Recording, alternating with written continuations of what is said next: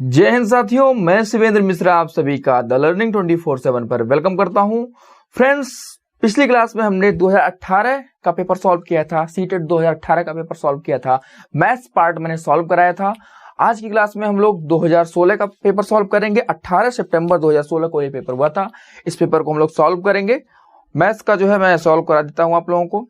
पिछली क्लास अगर आपने नहीं देखी है तो डिस्क्रिप्शन में लिंक है, वहां से आप उसको देख सकते हो। आज हम लोग 2016 का पेपर सॉल्व करते हैं। पहला क्वेश्चन देखते हैं। पहला क्वेश्चन आपकी स्क्रीन पर दिखाई दे रहा है। क्वेश्चन को देखिए। क्वेश्चन में कह रहा है कि 29,503 में 5 के स्थानीय मान तथा 32,071 में 7 के अंकित मान में अंतर है। देखिए, स्थानीय मान आपको पता है क्या होता है, प्लेस वैल्यू, और अंकित मान जिसे आप जातीय मान भी कहते हो, इसे हम क्या कहते हैं, फेस वैल्यू। ठीक है, इनका डिफरेंस बताना है। ठीक, अब बताओ क्वेश्चन में क्या कहा है। 29,503 में 5 का क्या निकालना है आपको, प्लेस वैल्यू निकालना है। 5 का हमें क्या करना है, प्लेस वैल्यू निकालना है। ठीक है, प्लेस वैल्यू यानी कि स्थानीय मान कितना होगा 5 का प्लेस वैल्यू। तो आप कहोगे सर 5 किस स्थान पे, इकाई दहाई सैकड़ा, सैकड़ा स्थान पे यानी कि 100 प्लेस पे है। तो 5 के आगे क्या कर दो, किससे गुणा कर दो, 100 से गुणा कर दो। 5 का स्थानीय मान कितना हो जाएगा, 500। ठीक है, अब कहा है दूसरा क्या है, दूसरा है 32,071। इसमें क्या कहा, 7 का अंकित मान, अंकित मान यानी कि फेस वैल्यू। अंकित मान क्या होता है, फेस वैल्यू, यानी कि इसी को हम जातीय मान भी कहते हैं। मैंने जब लेखपाल और एसआई के लिए मैं पढ़ा रहा था तो उसमें मेरी वीडियोस भी, मैंने वहां पे पहली क्लास में ही फेस वैल्यू और प्लेस वैल्यू बताया अच्छे से, आप लोग देख सकते हो वहां पे। तो इसका फेस वैल्यू क्या हो जाता है, तो जो अंक है वही उसका क्या हो जाता है, फेस वैल्यू हो जाता है। क्लियर। अब कहा इनका डिफरेंस क्या होगा, यानी कि इनका हमें डिफरेंस लेना है। तो एक बात बताओ, डिफरेंस कितना हो जाएगा, बोलो डिफरेंस कितना हो जाएगा। तो आप कहोगे सर 500 - 7 यानी कि 493 आपका आंसर हो जाएगा। ठीक है, बड़ा आसान क्वेश्चन था, बड़े आसानी से कर सकते थे। चलिए अगला क्वेश्चन देखते हैं। अगला क्वेश्चन आपकी स्क्रीन पे दिखाई दे रहा है। क्वेश्चन को पढ़िए। क्वेश्चन में कह रहा है यदि 30,028 ठीक इक्वल टू 28 इकाई प्लस 28,000 प्लस डैश दहाई तब रिक्त स्थान पर संख्या है। ठीक, चलिए देख लेते हैं। आसान क्वेश्चन है। क्वेश्चन कुछ इस तरह से लिखा हुआ है, 30028 इक्वल टू 28 इकाई, ठीक है, प्लस 28,000 और फिर क्या है, प्लस डैश इकाई। ठीक है, ये क्वेश्चन दिया है और कहा है कि रिक्त स्थान पर क्या होगा, यानी कि जो खाली जगह है इस पर क्या होगा। ठीक है, इसको इंग्लिश में बोलते हैं वंस, इसको 1000, ये वंस। क्लियर है। ठीक है, क्या लिखा हुआ है, दहाई लिखा हुआ, सॉरी ये टेंस होगा, दहाई, टेंस लिखा हुआ है दहाई। ठीक, पूछा है इस जो खाली स्थान है इस पर क्या होगा। मैं कह रहा हूं मान लो यहाँ पे क्या होगा, x होगा। ठीक है, हमने मान लिया यहाँ पे क्या होगा, x होगा। ठीक, बड़े आसानी से लिख सकते हैं। हमने मान लिया यहाँ पे x होगा। अब आप बड़े आसानी से सॉल्व कर सकते हो। बोलो क्या आगे इसको हम सॉल्व कर सकते हैं, तो बिल्कुल सॉल्व कर सकते हैं। जल्दी से आप लोग कमेंट बॉक्स में आंसर दीजिए। अब बताओ यहाँ इकाई, इकाई का मतलब क्या होता है, 1 इंटू 1 कर दो, प्लस क्या है 28, यहाँ पे क्या है 1000 इंटू 1000 कर दो, 1000 मतलब क्या होता है 1000, और यहाँ पे x है और यहाँ क्या लिखा हुआ दहाई इंटू 10 कर दो। ठीक, अब आप सॉल्व करके बड़े आसानी से आंसर निकाल सकते हो। तो एक बात बताओ ये क्या है, 30,028 यहाँ से मिलेगा 28, यहाँ से मिलेगा क्या आपको 28,000 मिलेगा। क्लियर है। और यहाँ पे क्या मिलेगा, 10x मिलेगा। आपको पता है ये भी धनात्मक है, ये भी धनात्मक है, ये प्लस का साइन इनके बीच लगा हुआ है। ठीक है, ये प्लस 28, ये प्लस 28,000। इनको जब 75 करोगे, इसको इस साइड भेजोगे तो क्या ये नेगेटिव हो जाएंगे, माइनस में हो जाएंगे कि नहीं हो जाएंगे, माइनस में आ जाएंगे, यानी कि -28 और माइनस क्या हो जाएगा, बोलो 28,000 इक्वल टू क्या हो जाएगा 10x। ठीक, आप इनको माइनस करोगे तो यहाँ पे आपको मिलेगा कितना, 2000 इक्वल टू 10x। ठीक, आपको x का मान निकालना है। अच्छा 10 क्या है, मल्टीप्लाई किया हुआ है, तो यहाँ मल्टीप्लाई में है, मल्टीप्लिकेशन हो तो इधर जाएगा तो क्या हो जाएगा, डिवाइड हो जाएगा, यानी कि 2000 को डिवाइड कर दो किससे, 10 से, आ गया x का मान कितना आ जाएगा। तो आप सॉल्व करोगे तो x इक्वल टू कितना मिल जाएगा, 200। क्लियर है, कितना मिल जाएगा, 200, यानी कि हमारा आंसर क्या हो जाएगा, 200 हो जाएगा। ठीक, यानी कि ये जो खाली स्थान है यहाँ पे क्या होगा, 200 होगा। ठीक, चलिए अगला क्वेश्चन देखते हैं। समझ में आ रहा है ना आप लोगों को, जल्दी से कमेंट करके बताइए और वीडियो को आप लोग जल्दी से शेयर कर दो। और अगर चैनल पे पहली बार वीडियो देख रहे हो तो चैनल को सब्सक्राइब जरूर कर लेना और बेल आइकन दबा लेना। चलिए अगला क्वेश्चन देखते हैं। अगले क्वेश्चन में कह रहा है कि 80,808 को 108 से भाग देने पर प्राप्त शेषफल को 90,909 को 109 से भाग देने पर प्राप्त शेषफल से भाग दिया जाता है, तब भागफल क्या है। पहले क्वेश्चन को थोड़ा समझते हैं। क्वेश्चन में क्या कह रहा है, क्वेश्चन को थोड़ा सा समझो, ध्यान से पढ़ो, समझ में आ जाएगा। और खुद आप लोग कमेंट बॉक्स में आंसर करने की कोशिश भी किया करिए, ठीक है। देखो क्वेश्चन क्या कह रहा है, क्वेश्चन आप लोग भी देख पा रहे होंगे। हाँ देखिए क्वेश्चन में क्या कह रहा है, क्वेश्चन में कह रहा है कि 8,80,808, ठीक है। इसको कह रहा है कि हम भाग किससे कर रहे हैं, 108 से भाग कर रहे हैं, और जो आपको यहाँ पे शेष मिलेगा, जो आपको यहाँ पे रिमाइंडर मिलेगा, ठीक है, उस रिमाइंडर को इसमें भाग करने पर 90909 को 109 से भाग करने पर जो रिमाइंडर मिलेगा, भाई इसको हमने इससे भाग किया, ये रिमाइंडर मिला, और इसको हमने इससे भाग किया, ये रिमाइंडर मिला। अब इस रिमाइंडर में इससे भाग करना है तो क्या मिलेगा, वही आपसे पूछ रहा है, ठीक है। ये बात आपको समझ में आ गई होगी कि इस रिमाइंडर में इस रिमाइंडर से भाग करके बताना है क्या आएगा, ठीक है। यही कह रहा है क्वेश्चन में। अब मुझे एक बात बताओ, आप इसमें बड़े आसानी से भाग दे सकते हैं, तो भाग दे करके आप लोग आंसर बड़े आसानी से निकाल सकते हैं। आप लोग जल्दी से बता दीजिए, भाग करके देखिए। जब भाग करेंगे आप लोग तो 108 से भाग करो, कितनी बार जाएगा, 7 बार जाएगा, यानी कितना आएगा, 756 आएगा। 8 में से 6 गया, 2 बचेगा, 10 में से 5 गया, 5 बचेगा, 52 आ गया, 0 उतार लो। कितनी बार जाएगा बोलो, तो आप बताओ 5 बार जाएगा, नहीं जाएगा, यानी कि 4 बार जाएगा, ठीक है। अब बताओ 4/32 कितना हो जाएगा, 432 आएगा, ठीक। माइनस करोगे, 10 में से 2 गया, 8 बचेगा, 11 में से 3 गया, कितना बचेगा, 8 बचेगा, 88 आ गया। अब फिर 8 को आप उतार लो, कितनी बार भाग कर सकते हो, इससे कितनी बार जाएगा, तो आपको क्या 8 बार जाएगा, बिल्कुल 8 बार जाएगा। तो 8 बार जाएगा तो कितना होगा बोलो, 8 का गुणा 100 में होगा 800, 8 है 64, यानी कि 864, ठीक। कितना आ जाएगा आपका रिमाइंडर, यहाँ पे रिमाइंडर आ गया 24, ठीक। अब इस 24 में भाग करना किससे, इससे इसमें भाग करेंगे, जो शेष आएगा उससे से इसमें भाग करना है। अब 109 से इसमें भाग करो, कितनी बार जाएगा बोलो, 8 बार जाएगा।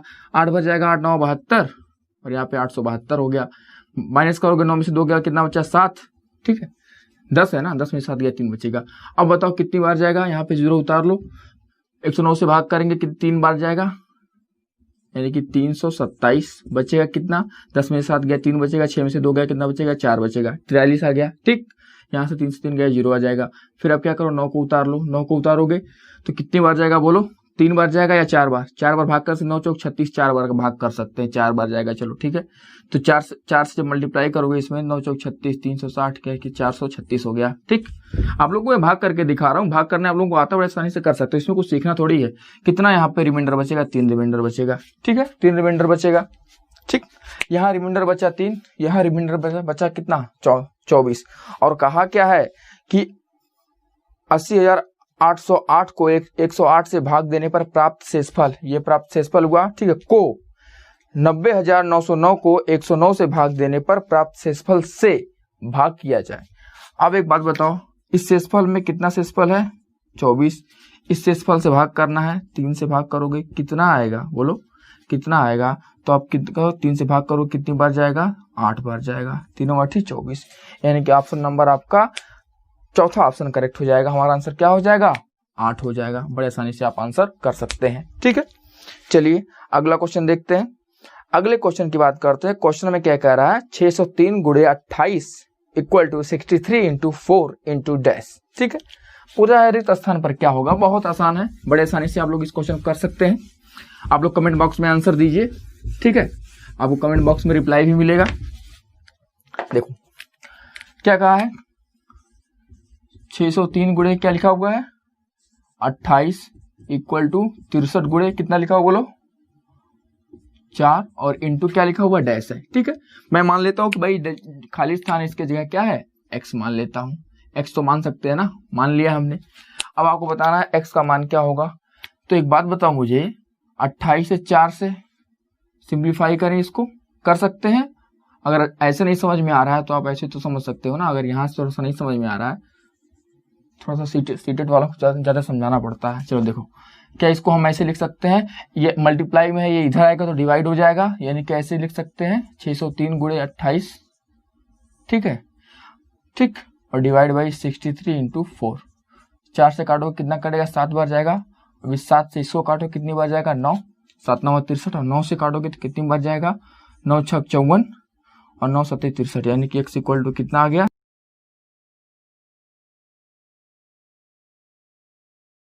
हो जाएगा। ठीक है, चलिए अगला क्वेश्चन देखते हैं। बहुत ही आसान क्वेश्चन है। अगला क्वेश्चन देखो, थोड़ा सा समझना है।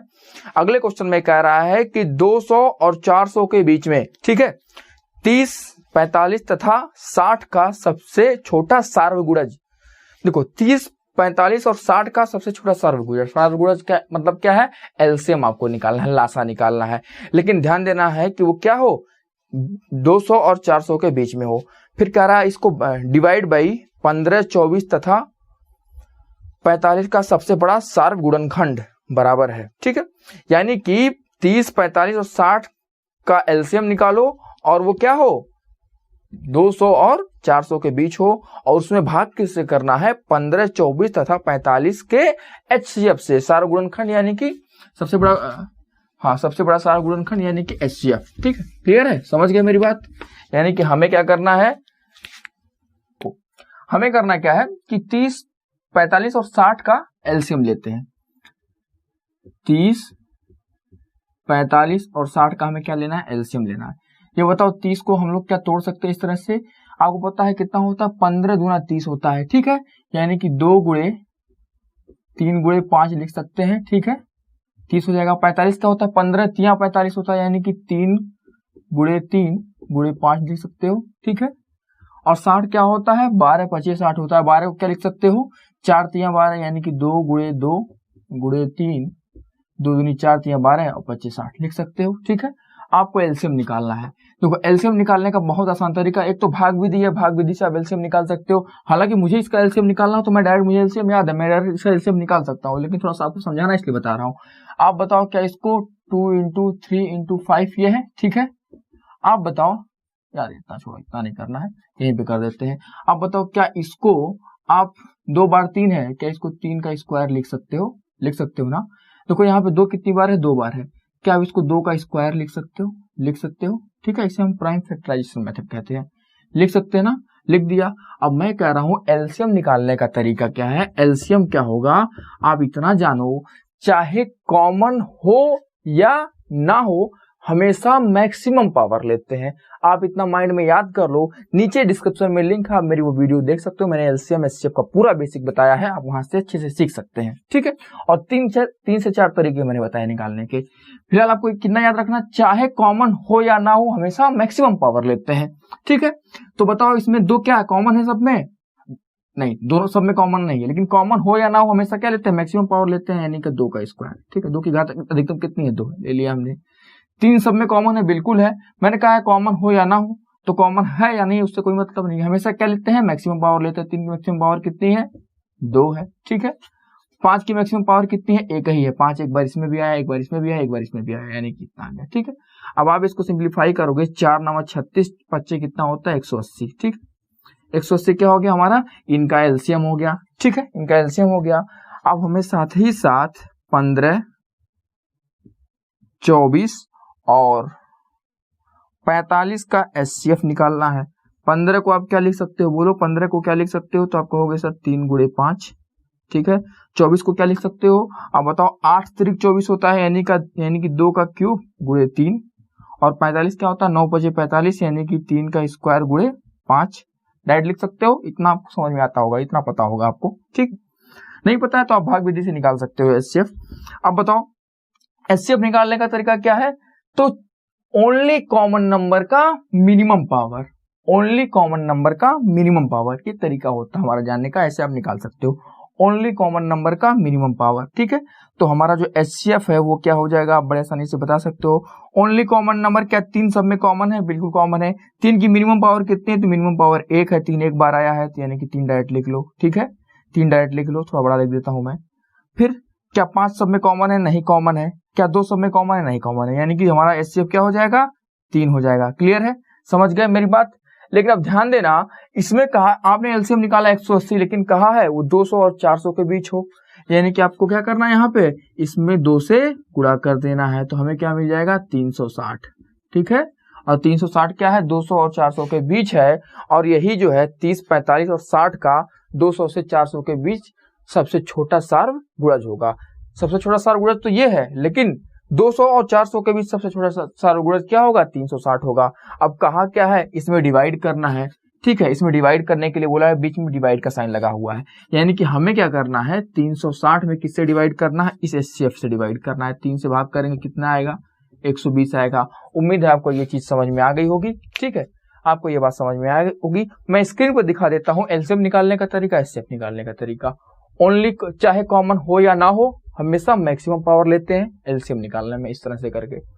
और HCF निकालने का क्या है, ओनली कॉमन नंबर का मिनिमम पावर, ठीक। ये बड़ा आसान तरीका है। अब जब मेरी वीडियो देखोगे तो ये चीज अच्छे से समझ जाओगे, वहां से देख के समझ लेना। बहुत आसान तरीका है HCF निकालने, फिर दिक्कत नहीं होगी आपको। चलो अगला क्वेश्चन देखते हैं। अगला क्वेश्चन कह रहा है एक संख्या 100 के आधे से छोटी है। एक संख्या 100 के आधे से छोटी है और 4 दहाई तथा 5 दहाई के बीच में है। इसके इकाई का अंक दहाई के अंक से 1 कम है। यदि संख्या में अंकों का योग 7 है तो अंकों का गुणनफल ज्ञात कीजिए। अब देखो यहाँ पे आप ट्रिक नहीं लगा सकते, ठीक, क्योंकि गुणनफल दिया हुआ है, संख्या दी ही नहीं है, तो आप ऑप्शन से भी नहीं हिट कर सकते, तो आपको सॉल्व करना है। देखो एक संख्या क्या है 100 के आधे से छोटी है। 100 का आधा कितना होता है, बोलो 100 का आधा कितना होता है, तो आप कहते हो सर कितना होता है 50 होता है। इससे वो संख्या क्या है छोटी है, ठीक है। यानी कि अगर वो संख्या हमने मान लिया x, तो x इज लेस देन कितना होगा 50 होगा, ठीक है। संख्या 100 के आधे से छोटी है, ठीक, हमने मान लिया संख्या n है। और कह रहा है 4 दहाई तथा 5 दहाई, 4 दहाई तथा 5 दहाई के बीच है। 4 दहाई यानी कि 40, ठीक है, और 5 दहाई यानी कि 50 के बीच की है। तो मान लो अगर ये n है यानी कि 4 दहाई से बड़ी होगी और 5 दहाई से क्या होगी छोटी होगी, ठीक है। इस तरह से हम लिख सकते हैं 50 से छोटी और 40 से बड़ी, क्लियर। और कह रहा है इसके इकाई अंक दहाई अंक से 1 कम है। तो मान लिया हमने कि जो इसका इकाई अंक है, देखो ऐसे समझ लेते हैं, इकाई अंक है, इकाई अंक जो है वो हमने मान लिया चलो x है, ठीक है। तो दहाई अंक कितना हो जाएगा, दहाई अंक कितना हो जाएगा बोलो, दहाई अंक हो जाएगा x+1 हो जाएगा। दहाई अंक x+1, तो x+1 से 1 कम क्या है x है, मान लिया, ठीक है। आप ऐसे भी मान सकते हो, वरना x मान लो, x-1 मान लो, सॉरी ये आप इसको क्या कहते हैं x-1 मान लो, x को x मान लो, ऐसे भी कर सकते हो, बातें कही है, ठीक। अब आपसे क्या कहा है कि इस संख्या में अंकों का योग 7 है। भाई ये इकाई अंक है, ये दहाई अंक है, और कहा है अंकों का योग 7 है, यानी कि x+1 इक्वल टू कितना है 7 है। इनको सिंप्लीफाई कर जोड़ोगे कितना होगा 2x, और 1 को उधर भेज दो तो 7-1, ठीक है, 7-1 यानी कि 2x इक्वल टू कितना हो गया 6, तो x इक्वल टू कितना आ जाएगा बोलो 3 हो जाएगा, ठीक है। 2 से डिवाइड हो जाएगा ना, 3 आ जाएगा, कितना आ जाएगा 3 आ जाएगा। अब यहाँ से इकाई अंक हमारा कितना बनेगा बोलो, यहाँ से हमारा इकाई अंक बनेगा 3, दहाई अंक कितना बनेगा 4, ठीक है। दहाई अंक हमारा कितना बनेगा 4, तो संख्या कितनी बनेगी भाई, पहले दहाई का अंक लिखते हैं फिर इकाई का अंक, इकाई के स्थान पे इकाई का अंक, दहाई के स्थान पे दहाई का अंक, यानी कि हमारी संख्या कितनी हो गई 43 हो गई, ठीक है। और कहा है कि अंकों का गुणनफल क्या होगा, तो इकाई का अंक 3 है, दहाई का अंक 4 है, यानी कि 3 गुणे 4, गुणनफल कितना आएगा 12, और यही हमारा करेक्ट आंसर है, ठीक है। समझ गए मेरी बात। आप लोग खुद भी ट्राई करो आंसर देने का, इस तरह से आपका ये टेस्ट ही हो रहा है, समझे। जिस क्वेश्चन में डाउट होगा वो तो मैं बता ही रहा हूं, आप वहां से देख लेना सोल्यूशन। चलिए अगला क्वेश्चन देखते हैं। ये बात आपको समझ में आ गई होगी, बहुत आसान क्वेश्चन है ये सब। अगला क्वेश्चन कह रहा है कि किसी विद्यालय में 360 विद्यार्थी हैं, ठीक है, जिनमें से 2/3 लड़कियां हैं और शेष लड़के हैं। लड़कों की संख्या के 3/4 खिलाड़ी हैं, जो खिलाड़ी नहीं है उन लड़कों की संख्या ज्ञात करो। टोटल स्टूडेंट्स कितने हैं बोलो, टोटल स्टूडेंट्स कितने हैं, स्टूडेंट्स कितने हैं बोलो, तो आप कहोगे कितने हैं बोलो 360 है, ठीक है। और कह रहा है कि जिनमें से 2/3 लड़के हैं। अगर हम बॉयज की बात करें, बॉयज की बात करें तो ये कितने हैं 2/3 हैं कुल स्टूडेंट्स के, तो यानी कि 360 का 2/3 यानी कि 2/3, 3 से सॉल्व करोगे कितने बार जाएगा 3 कम 3, 3 दूना 6 12 120, ठीक है। हाँ 2/3 लड़के हैं, ठीक है। और जब सॉल्व करोगे तो कितना आएगा 240 आएगा, यानी कि लड़के कुल कितने हैं 240 है। अब आपसे कह रहा है कि लड़कों की संख्या के 3/4, अच्छा सॉरी ये गर्ल्स है, लड़कियां हैं, गर्ल्स की बात हो रही है, ठीक है, जिनमें से 2/3 लड़कियां हैं, 2/3 लड़कियां हैं, सॉरी, ठीक है, लड़कियां हैं, तो बॉयज कितने हो जाएंगे, बोलो बॉयज कितने हो जाएंगे, लड़के कितने हो जाएंगे, कहोगे सर 360 माइनस 240, ठीक, कितने हो जाएंगे, 120 हो जाएंगे। 120 क्या है, लड़के हैं, और कहा है कि लड़कों की संख्या के 3/4 खिलाड़ी हैं। भाई लड़के कितने हैं, 120, इनके 3/4 यानी कि 3/4 क्या है, खिलाड़ी हैं, प्लेयर्स हैं, ठीक है, ठीक, सॉल्व करो कितना जाएगा, 30 मिलेगा, 30 या 90, यानी कि ये क्या है, ये सभी खिलाड़ी हैं। जो खिलाड़ी नहीं है उनकी संख्या बतानी है। टोटल लड़के थे 120, जो खिलाड़ी नहीं है, खिलाड़ी को घटा दो इसमें से, कितने आ गए, 30, ठीक है, यानी कि आंसर कितना हो जाएगा, 30 आ जाएगा। 30 लड़के ऐसे हैं जो खिलाड़ी नहीं है, ठीक। चलिए अगला क्वेश्चन देखते हैं, क्वेश्चन में क्या कह रहा है, हरीश ने एक स्कूटर 49,553 में खरीदा, उसने 8,076 का नगद भुगतान किया तथा शेष रकम को 37 बराबर किस्तों में देने पर राजी हुआ। प्रत्येक किस्त की राशि क्या है, बहुत आसान है, सिंपल सा क्वेश्चन है, आप बड़े आसानी से कर सकते हैं। जल्दी से आप लोग कमेंट बॉक्स में आंसर करिए, ठीक है, आंसर करिए आप लोग। देखो हरीश ने स्कूटर कितने का खरीदा, उसका स्कूटर कितने का था, 49,553 रुपए का था, ठीक है, और उसने 8,000 भुगतान कर दिया, तो भाई 8,076 भुगतान किया है, तो 8,076 उसने पे कर दिया, 8,076 माइनस कर दो, तो माइनस करोगे तो 13 में से 6 गया, कितना बचेगा, 7 बचेगा, 14 में से 7 गया, कितना बचेगा, बोलो 7, 4 में से 0 गया 4, और 9 में से 8 गया, कितना बचेगा 1, यानी कि 41,477 आ गया, ठीक है, इतनी राशि उसने शेष बची हुई है। अब इसी को वो 37 किस्तों में बांटेगा, यानी कि 41,477 में हमें क्या करना है, 37 से भाग करना है। जब आप 37 से भाग करोगे तो आपको मिलेगा, ऑप्शन नंबर कौन सा सही हो जाएगा, ऑप्शन नंबर सी आपका करेक्ट हो जाएगा। आप डिवाइड करके देख लेना, आपको 1,121 आएगा, ठीक है, यानी कि 1,121 रुपए उसकी क्या हो जाएगी, किस्त हो जाएगी, ठीक है, समझ गए।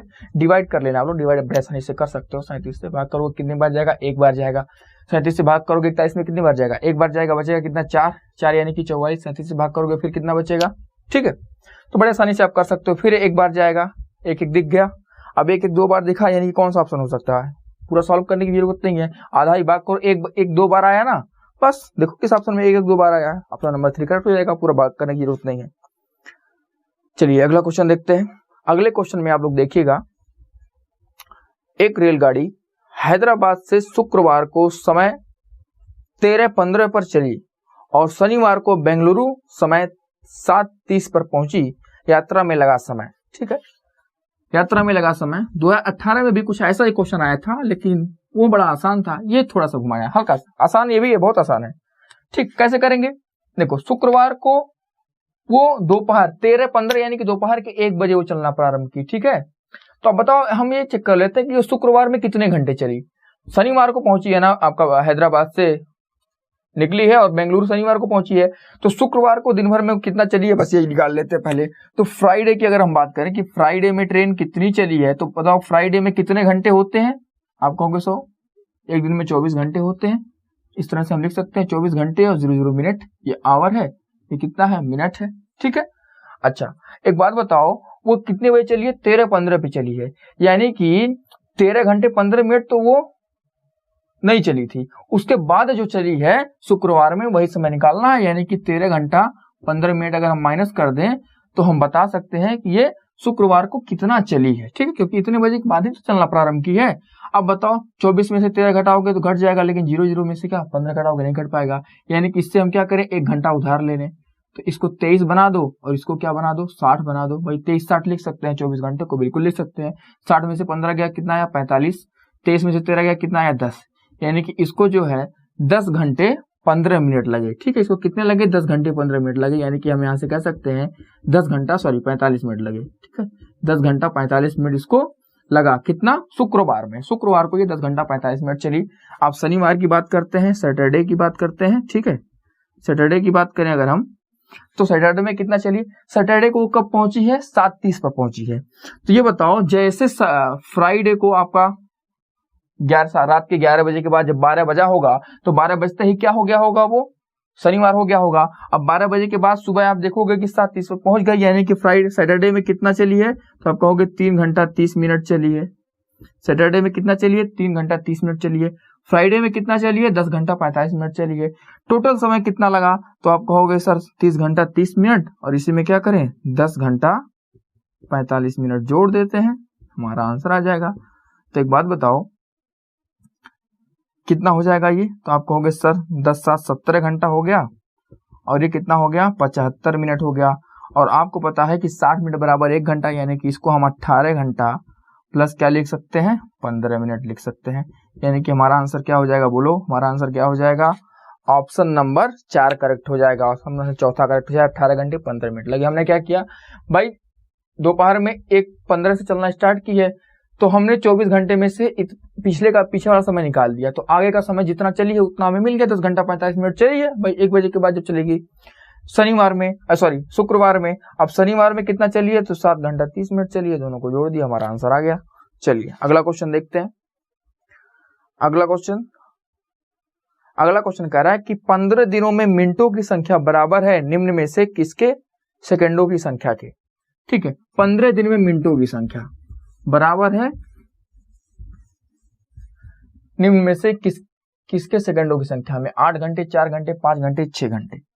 अब बताओ 15 दिन में मिनटों की संख्या क्या आप निकाल सकते हो। एक बात बताओ, एक दिन में कितने मिनट होते हैं, तो आप मुझे सबसे पहले एक बात बताओ, एक दिन में अगर मिनट निकालना हो तो आपको पता है एक दिन में घंटे कितने होते हैं, तो आप कहोगे 24 घंटे होते हैं।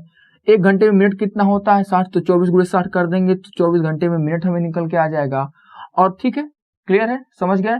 अच्छा, एक दिन में यानी कि हम एक दिन में मिनट कितने होते हैं हमने बता दिया यहाँ से। एक दिन में अगर मिनट की बात करें तो एक दिन में घंटे कितने होते हैं 24, और 24 घंटे को मिनट में कन्वर्ट किया यानी कि × 60 कर दिया, यानी कि एक दिन में इतने क्या होते हैं मिनट होते हैं।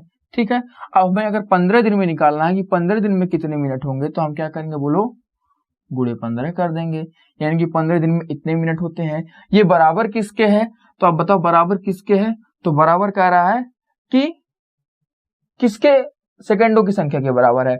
8 घंटे में जितने सेकंड होते हैं क्या उसके बराबर है, या 4 घंटे में जितने सेकंड होते हैं उसके बराबर है, या 5 घंटे में जितने सेकंड होते हैं उसके बराबर है, या 6 घंटे में जितने सेकंड होते हैं उसके बराबर है। ठीक है, अब मुझे एक बात बताओ, क्या आप इसको इस तरह से कर सकते हो। मान लिया हमने कि x घंटे में जितने सेकंड होते हैं उसके बराबर है, तो 1 घंटे में अगर मिनट की बात करें तो आप कहोगे 60 मिनट होते हैं। ठीक है, सेकंड की बात करें तो आप कहोगे 60 सेकंड होते हैं। ठीक है, यानी कि हमने माना x घंटे में मिनट कितने होंगे, x × 60 मिनट होंगे, और सेकंड कितने होंगे, x × 60 × 60 होंगे। अब हमें x का मान निकालना तो बड़े आसानी से निकाल सकते हो, 60 से 60 माइनस कर दो, 15 चौका 60 यहाँ होता है, और 4 से माइनस करोगे तो डिवाइड करोगे, 4 से ये कैंसिल होगा, कितना होगा 6 आएगा, यानी कि x बराबर कितना मिल गया आपको 6 मिल गया। ठीक है, यानी कि 6 घंटे में जितने सेकंड होंगे उतने ही 15 दिन में मिनट होंगे। क्लियर, ये बात मैं आपको फिर से समझाता हूं भाई। एक दिन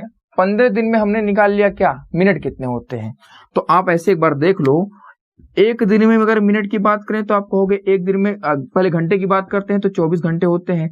एक दिन में मिनट की बात करें तो आप कहोगे सर मिनट को घंटे को मिनट में कन्वर्ट कर दो, तो एक दिन में मिनट हो गए। एक दिन में अगर हम एक दिन में, ठीक है, अगर हम यही बात करते 15 दिन के लिए तो आप कहते सर × 15 कर दो, तो 15 दिन की अगर हम बात करते यही चीज 15 दिन में कितने मिनट होंगे, तो आप कहोगे 24 × 60 × 15, 15 दिन में इतने मिनट हो गए। अब कहा है कि ये जो संख्या आएगी ये कितने घंटे में सेकंडों के बराबर है, कितने घंटे में जो सेकंड होंगे उसके बराबर है। तो हमने मान लिया x घंटे में जितने सेकंड होंगे उतने के बराबर है।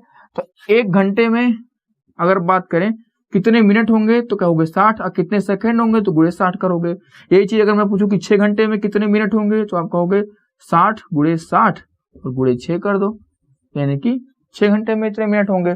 तो हमें तो पता नहीं था कि 6 घंटे में होंगे, तो हमने मान लिया भाई x घंटे में कितने सेकंड होंगे, तो हमने × x कर दिया, वही वैल्यू दोनों की इक्वल कर दी, हमारा आंसर आ गया। क्लियर है, ये बात आपको समझ में आ गई होगी।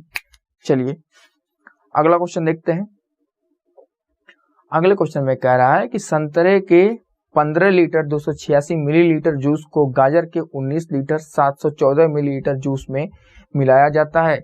इस मिश्रण में से 12 लीटर 750 मिलीलीटर जूस प्रयोग में लाया जाता है और शेष को बोतलों में भरा जाता है, जहां प्रत्येक बोतल में 250 मिलीलीटर जूस आता है। बोतलों की संख्या ज्ञात करनी है। बहुत आसान क्वेश्चन है, बड़े आसानी से आप लोग कर सकते हो इस क्वेश्चन को। कैसे होगा, आइए देखते हैं कैसे होगा ये चीज। 15 लीटर और 286 मिलीलीटर, ठीक है, 15 लीटर और 286 मिलीलीटर। तो आपको पता है 286 मिलीलीटर को अगर हम किससे इसको लीटर में बनाए तो भाग किससे करेंगे बोलो, ऐसे समझो 286 ml है, ठीक है, और इसको अगर हम लीटर में बनाए तो भाग करेंगे किससे बोलो, क्योंकि 1 लीटर में 1000 ml होता है, तो 1 ml बराबर कितना होता है 1/1000 लीटर, तो किससे भाग होगा 1000 से भाग हो जाएगा, यानी कि आपको यहाँ मिलेगा कितना 0.286 लीटर। यानी कि हम बड़े आसानी से इस चीज को 15 लीटर प्लस 286 ml को ऐसे लिख सकते हैं 15.286, ठीक है, 286 लीटर लिख सकते हैं। आपको ये बात समझ में आ गई होगी। इसी तरह से दूसरा क्या है, और 19 लीटर और 714 मिलीलीटर, यानी कि 71.714 लिख सकते हैं, ठीक है।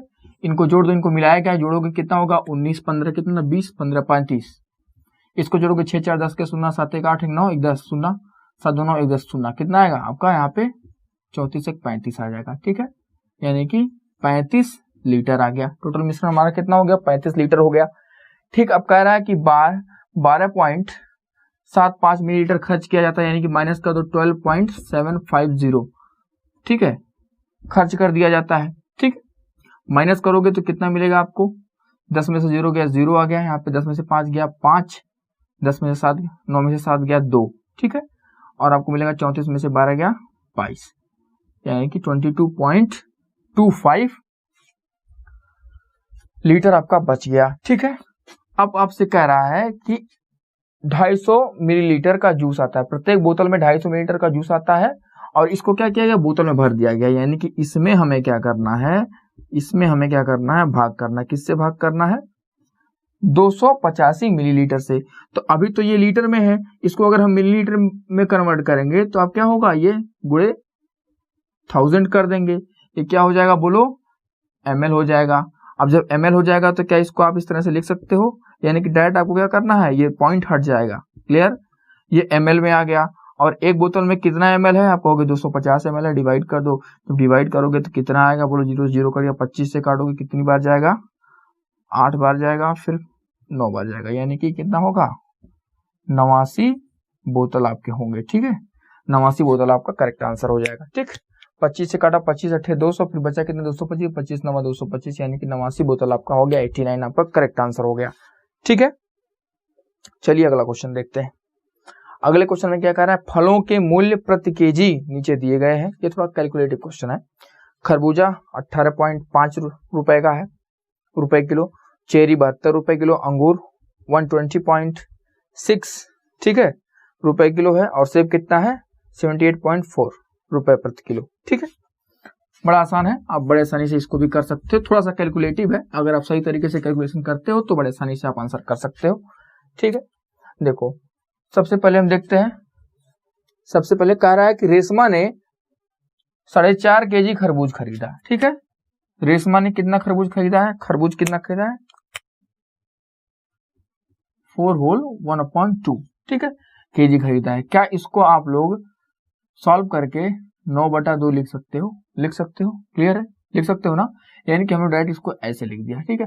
इतना केजी क्या खरीदा है बोलो, खरबूजा खरीदा है, खरबूजा कितने रुपए किलो है, तो आप कहोगे सर 18.5 रुपए किलो है, क्लियर है, समझ गए। थोड़ा मैं इसको इधर लिखता हूं ताकि पूरा आ जाए, 9/2 लिख सकते हैं, कितने किलो कितने रुपए किलो 18.5 रुपए किलो है, क्लियर है, ठीक है। देखिए हमने क्या किया भाई, रेशमा ने 4.5 kg खरबूज खरीदा, यानी कि ऐसे लिखा होता 4:1/2 kg, इसको हमने क्या किया 4 दूना 8 9/2 kg लिख दिया। कितने रुपए किलो था खरबूज 18.5 रुपए किलो था, गुणे कर दिया, ठीक है, ये खरबूज का दाम आ गया, ठीक। फिर कहा है कि 1 किलो 200 ग्राम चेरी खरीदा, 1.2 kg लिख सकते हैं। ठीक है, कितने रुपए किलो चेरी है, तो आपको 72 रुपए किलो, गुणा कर दिया, ये चेरी का दाम आ गया। ठीक है, फिर क्या खरीदा उसने, 250 ग्राम अंगूर खरीदा। 250 ग्राम को क्या हम 1/4 लिख सकते हैं, बिल्कुल लिख सकते हैं, क्योंकि 1000 ग्राम का क्या होता है, 1 किलोग्राम होता है, तो 1/4 लिख सकते हैं, 1/4 kg लिख सकते हैं। कितने रुपए किलो है आपका जो है अंगूर, तो 120.6 रुपए किलो है, तो हमने गुणा कर दिया, अंगूर का दाम आ गया। ठीक है, फिर क्या खरीदा है उसने, 3 सही 4/4 kg सेब खरीदा है, 3/4 kg सेब खरीदा है। ठीक है, 1 सही 3/4 kg सेब खरीदा है। कितने रुपए किलो सेब है, तो आप कहोगे 78.4 रुपए किलो सेब है। तो 1 सही 3/4 kg को आप क्या इस तरह से लिख सकते हो, 4 एकम 4 3 7, 7/4 लिख सकते हो। और कितने रुपए किलो, 78.4 रुपए किलो है, तो इनको मल्टीप्लाई कर देंगे तो हमको सेब का दाम मिल जाएगा। और इन सभी दामों को जोड़ लेंगे तो कितने रुपए का टोटल रेशमा ने सामान खरीदा हमको मिल जाएगा। ठीक है, अच्छा, रेशमा ने 500 रुपए का नोट दिया है, तो कितने वापस मिले यही बताना है। तो अगर जो नोट उसने दिया है 500 रुपए का, उस 500 रुपए में से ये जितने का ये पूरा सामान है इसको माइनस कर दें तो कितने रुपए वापस मिले हम बता सकते हैं, बिल्कुल बता सकते हैं ना। अब मुझे एक बात बताओ, जब आप इसको सॉल्व करोगे, इसको आप करना क्या, पहले 9 से मल्टीप्लाई कर देना, फिर 2 से डिवाइड कर देना। ठीक है, आप बड़े आसानी से आंसर इसमें निकाल लोगे। तो जब इसको सॉल्व करोगे तो आपको मिलेगा 83.25। ठीक है, 25 मिलेगा। ठीक, इसको सॉल्व करोगे तो आपको मिलेगा 86.4। ठीक है, 12 से गुणा कर देना, फिर दशमलव लगा देना, आ जाएगा। क्लियर, और इसको जब आप डिवाइड करोगे तो आपको मिलेगा 30.15। ठीक है, 4 से डिवाइड करोगे 30.15 मिलेगा, और प्लस जब इसको आप सॉल्व करोगे तो आपको मिलेगा 137.2। ठीक है, 137.2। क्लियर, ये आपको मिलेगा। और माइनस किससे करना है, 500 से माइनस करना है। ठीक है, अब आप बड़े आसानी से इनको जोड़ सकते हो, मिलेगा 327 मिलेगा। क्लियर है, आप जोड़ कर देख लेना, 327 मिलेगा। ठीक, क्लियर, ये बात आपको समझ में आई। जब इसको माइनस करोगे तो आपको मिलेगा 163। क्लियर, 163 आपका, यानी कि 163 रुपए उसने क्या किए, वापस किए। क्लियर है, समझ गए। थोड़ा सा कैलकुलेटिव है ये, थोड़ा सा आपको कैलकुलेशन यहाँ पे करना पड़ेगा। ठीक है, चलिए, तो आपका ऑप्शन नंबर क्या हो जाएगा, तीसरा करेक्ट हो जाएगा, 163 आपका करेक्ट आंसर हो जाएगा। समझ रहे हैं आप। ठीक है, चलिए अगला क्वेश्चन देखते हैं। अगला क्वेश्चन आपकी स्क्रीन पे दिखाई दे रहा होगा, क्वेश्चन को देखिए। अगला क्वेश्चन आपकी स्क्रीन पे दिखाई दे रहा है।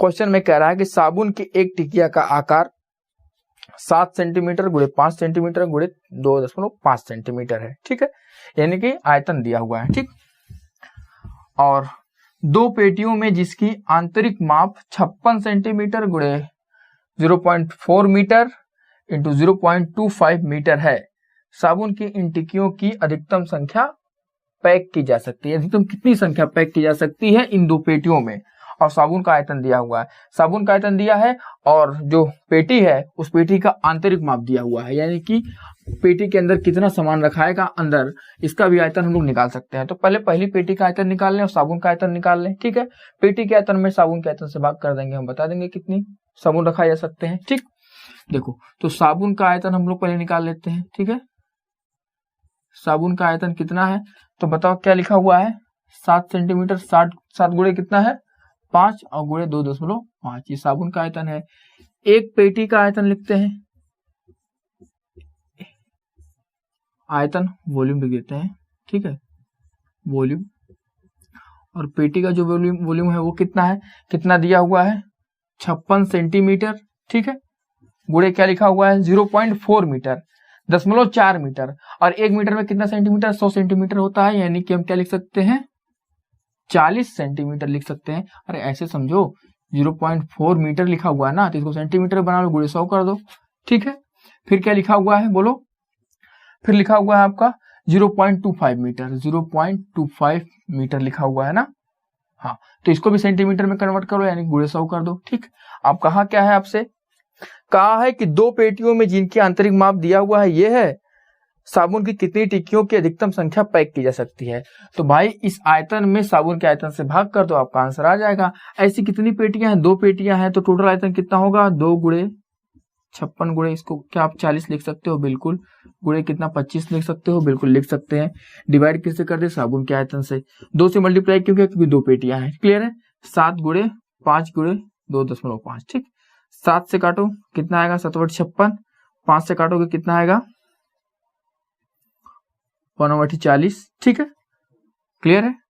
अब मुझे एक बात बताओ, इसको 2.5 से काटोगे तो ये कितना बार जाएगा, 10 बार जाएगा, कट जाएगा। क्लियर है, सब कट गए। 8 अठाई 64, ठीक है, 8 अठाई 64 दूना कितना होता है 128 और गुणे 10 कितना आएगा बोलो, 1280 आएगा। क्लियर है, 1280 आएगा। यानी कितनी अधिकतम संख्या पैक की जा सकती है साबुनों की, तो आप क्या कहोगे 1280, यानी कि ऑप्शन नंबर 4 आपका करेक्ट हो जाएगा। ठीक है, चलिए अगला क्वेश्चन देखते हैं, बहुत आसान है। अगला क्वेश्चन भी देखिए, किसी आयत की लंबाई उसकी चौड़ाई का 3 गुना है। ठीक है, एक आयत है, रेक्टेंगल है, इसकी जो लंबाई है यानी कि लेंथ जो है वो उसकी चौड़ाई का 3 गुना है, यानी कि वृत्त का 3 गुना क्या है, लेंथ है। ठीक है, इसकी चौड़ाई एक वर्ग की भुजा का आधा है। एक स्क्वायर है, स्क्वायर का जो साइड है उसका आधा क्या है, आयत का जो चौड़ाई है उस स्क्वायर के एक साइड का आधा है। ठीक है, और जिसका परिमाप 72 सेंटीमीटर, यानी कि स्क्वायर का जो परिमाप है, जो उसका पेरीमीटर है वो दिया हुआ है। क्लियर है, स्क्वायर का पेरीमीटर दिया हुआ है। क्लियर, क्या आप लोग बता सकते हो? बिल्कुल। तो देखो वर्ग जो है, जो वर्ग है स्क्वायर है, इसका पेरीमीटर कितना होगा, तो कहोगे सर 4 इंटू भुजा, यानी कि 4a होता है। ठीक है, इसका पेरीमीटर यानी कि परिमाप। ठीक है, वर्ग का परिमाप, यानी ऐसे लिख सकते हैं वर्ग का परिमाप कितना होगा, 4a होगा। और कितना दिया है, 72 दिया है। ठीक है, तो a बराबर कितना हो जाएगा, 18 हो जाएगा। ठीक है, 18 हो जाएगा। लेकिन आपको पता है कि जो आयत की चौड़ाई है, आयत की जो चौड़ाई है वो कितनी है, तो a/2 है, यानी कि कितनी हो जाएगी, 18/2 है। भाई वर्ग की भुजा की आधी है ना, तो भुजा आपको मिल गया, भुजा की आधी है क्या, आयत की चौड़ाई। तो आप क्या करोगे, 18/2 यानी कि 9। आयत की चौड़ाई कितनी हो गई, 9 हो गई।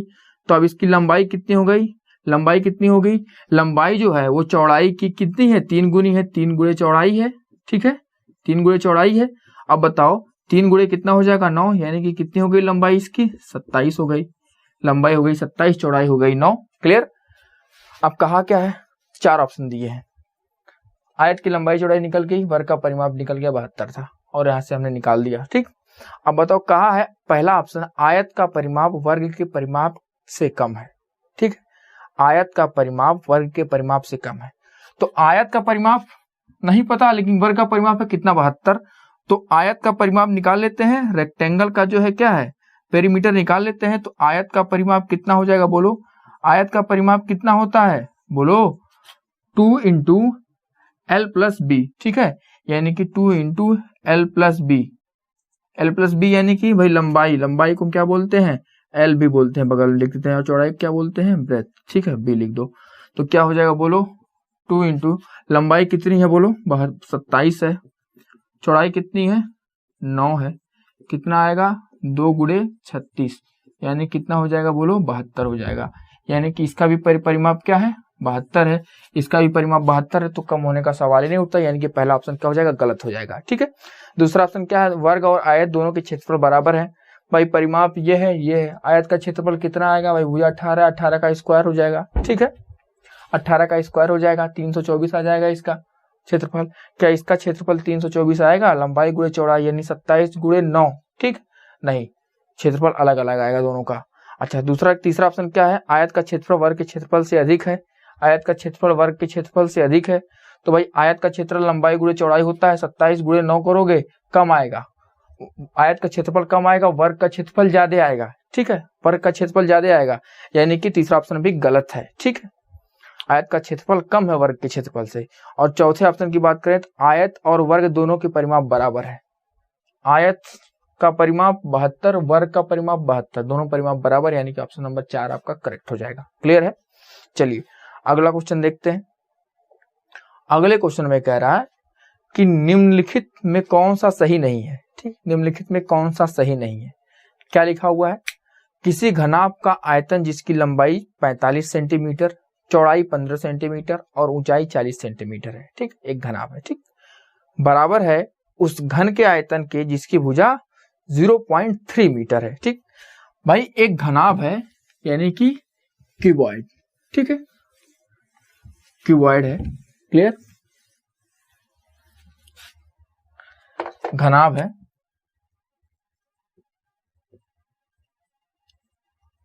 और इसकी लंबाई चौड़ाई और ऊंचाई क्या है दी हुई है, ठीक है, लंबाई चौड़ाई ऊंचाई दी हुई है, क्लियर, ठीक।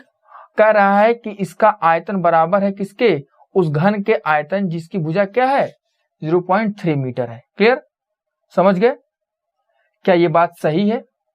तो घन का आयतन तो पहले निकाल लो, घन का आयतन निकालो, घन का आयतन, घन का वॉल्यूम कितना होगा भाई, लंबाई कितनी दी हुई है घन की 45 सेंटीमीटर, चौड़ाई कितनी दी हुई है 15 सेंटीमीटर, और ऊंचाई कितनी दी हुई है 40 सेंटीमीटर, ठीक है। अब बताओ 45 गुणे 15 गुणे 4, 15 चौका 60, ठीक है, यानी कि 45 गुणे कितना हो गया बोलो 600 हो गया, ठीक है, 600 होगा, 600 का गुणा 45 में होगा कितना आएगा बोलो, कितना आएगा, तो आपको पता है 6 पंचे 30 के शून्य, 6 चौक 24, 6 कितना होता है 6 पंचे 30 के शून्य, 6 चौक 24, 3 27, ठीक है, 2 जीरो चिपका दो, 27,000 सेंटीमीटर क्यूब क्या हो गया, घन आपका आयतन हो गया।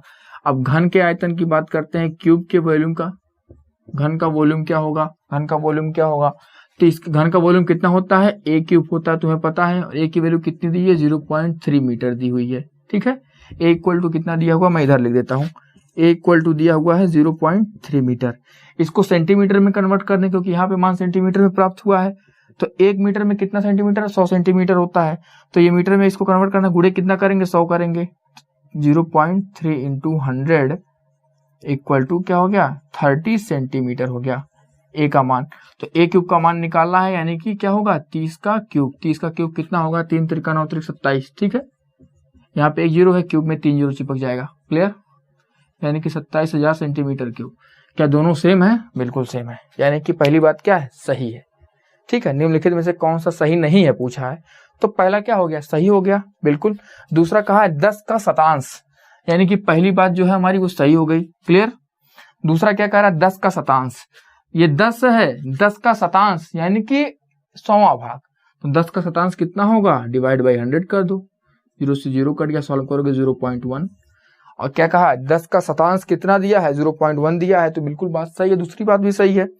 तीसरी बात क्या है, तीसरे में कह रहा है कि 55 लीटर और 55 मिलीलीटर इक्वल टू क्या लिखा हुआ है 55.55 लीटर, यानी कि 55 litre 55 millilitre equal to 55.55 litre. तो बताओ 55 लीटर और प्लस 55 मिलीलीटर, अच्छा ये बताओ हमें लिखा क्या है 55.55 लीटर, यानी कि इसको लीटर में कन्वर्ट कर लेते हैं, कन्वर्ट कर लेते तो पता चल जाएगा सही है या गलत है। तो बताओ 55 लीटर तो ठीक है भाई, अब 55 ml को हमको लीटर में कन्वर्ट करना, और आपको पता है 1 लीटर इक्वल टू 1000 मिलीलीटर होता है, तो 1 मिलीलीटर इक्वल टू क्या हो जाएगा 1/1000 लीटर हो जाएगा, क्लियर है। तो 55 मिलीलीटर इक्वल टू क्या हो जाएगा 55 गुणे 1/1000 मिलीलीटर, ठीक है 1000 लीटर हो जाएगा, अब ये लीटर में कन्वर्ट हो गया। अब मुझे एक बात बताओ 55 और इसको सॉल्व करोगे कितना मिलेगा, 1000 से गुणा होगा, यानी कि 0.055 लीटर हो जाएगा, यानी कि हमारा आंसर क्या मिलना चाहिए 55.055 लीटर मिलना चाहिए। लेकिन ऑप्शन में क्या दिया है 55.55 लीटर दिया है, यानी कि इक्वल टू नहीं है, ठीक है, यानी कि ऑप्शन नंबर क्या हो जाएगा आपका तीसरा सही हो जाएगा, ठीक है, यानी कि तीसरा सही नहीं है, यानी कि ये हमारा आंसर हो जाएगा, क्लियर। और कहा है 2005 ग्राम, जो किलोग्राम में कन्वर्ट किया है 1000 से भाग किया, सही लिखा है 2.005 ग्राम होगा, चौथा ऑप्शन सही है, ठीक है, यानी कि तीसरा हमारा आंसर हो जाएगा, ये सही नहीं है, ये इक्वल टू नहीं होगा, क्लियर। चलिए अगला क्वेश्चन देखते हैं, ठीक है, नहीं क्वेश्चन समाप्त हो गए हैं, क्लियर, ठीक है, यहीं तक थे। तो आज के लिए इतना बहुत है, अगली क्लास में अगला पेपर सॉल्व करेंगे, ठीक है। एक दो दिन के गैप पे मैं क्लास ले रहा था, ठीक, जो ये और भी क्लासेस रहती हैं तो रेगुलर नहीं कर सकते, हालांकि एग्जाम के पहले मैं सारे करा दूंगा, ठीक है, उसके लिए आप लोग बेफिक्र रहिए, 14 तक का पेपर मैं सॉल्व करा दूंगा।